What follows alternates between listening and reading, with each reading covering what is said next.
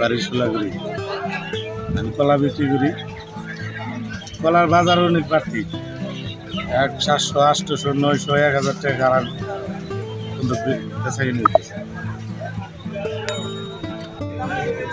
টাঙ্গাইলের মধুপুরগড়ের বুক চিরে গড়ে ওঠা জলছত্র কলার হাট বাংলাদেশের কৃষি অর্থনীতির অন্যতম এক প্রাণকেন্দ্র। যারা কলার পাইকারি বাজার সম্পর্কে খোঁজ খবর রাখেন তাদের কাছে জলছত্র একটি অতি পরিচিত নাম।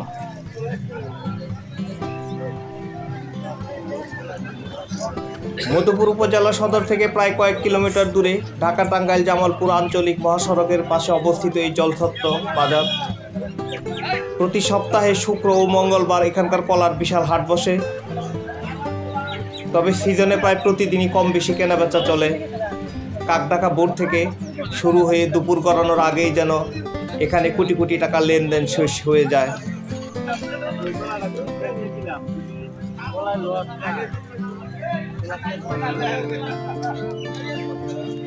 জলছত্র হাটে ঢুকলেই আপনার চোখে পড়বে মাইলের পর মাইল শুধু কলা আর কলা। ভ্যান, রিক্সা, পিকআপ ভ্যান, এমনকি সাইকেলের পিছনে করেও কৃষকরা তাদের বাগানের টাটকা কলা নিয়ে আসেন। এখানে মূলত কয়েক জাতের কলা সবচেয়ে বেশি জনপ্রিয়। সাগর কলা এখানকার প্রধান আকর্ষণ। উন্নত মান ও স্বাদের জন্য এর দেশ জুড়ে চাহিদা। চম্পা ও চিনি চম্পা আকারে ছোট হলেও মিষ্টির জন্য এটি সমাদৃত। সবরি কলা আভিজাত্য ও পুষ্টিগুণে অনন্য। আনাজি কলা মূলত তরকারি হিসেবে ব্যবহারের জন্য ব্যাপক হারে বিক্রি হয়।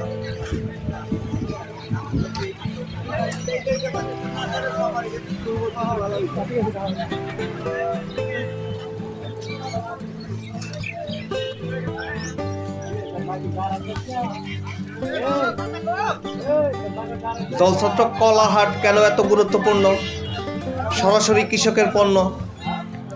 মধ্যস্বত্বভোগীদের দাপট থাকলেও জলছত্র হাটে কৃষকরা সরাসরি তাদের উৎপাদিত পণ্য নিয়ে আসার সুযোগ পান।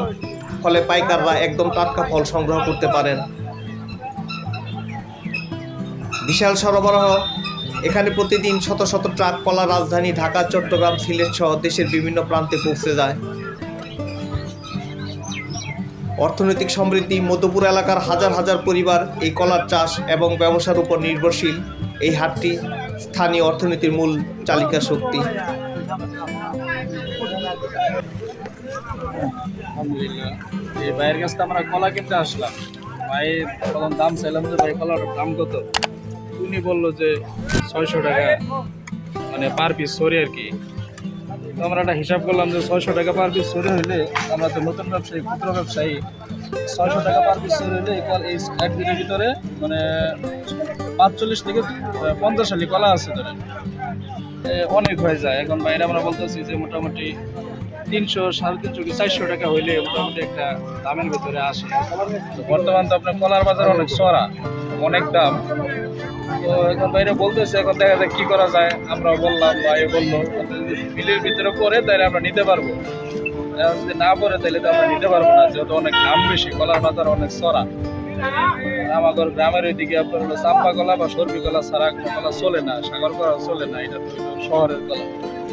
আমরা তো ওইটা বুঝি না, ছোটটাই খাই, কিন্তু ছোটোর দাম বেশি। আর কি করবে ভাই, ভাই ভালো জানে। আপনার 400 কি 350 টাকা করে হয়েছে, আপনার কি দাম চলে? 400 চলে না। আপনি যদি পাইকারি কলা কেনার উদ্দেশ্য বা ঘুরতে যাওয়ার পরিকল্পনা করেন তবে রাখা ভালো। হাটের আসল রূপ দেখতে হলে আপনাকে ঘুম ঘুরে সকাল 6টা থেকে 8টার মধ্যে পৌঁছাতে হবে।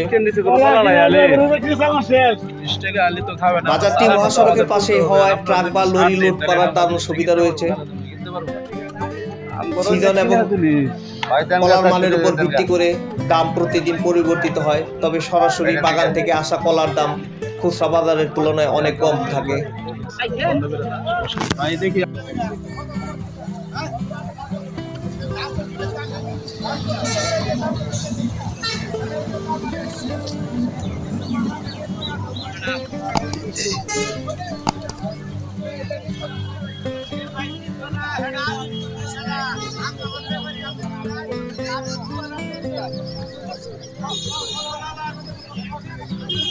মধুপুরের লাল মাটির উর্বরতা আর কৃষকদের পরিশ্রমের ফসল এই জলছত্র কলার হাট। এটি কেবল একটি বাজার নয়, বরং টাঙ্গাইলের ঐতিহ্যের এক অবিচ্ছেদ্য অংশ। প্রাকৃতিক উপায়ে পাকানো টাটকা কলার নিশ্চয়তা পেতে এই হাটের জুড়ি নেই।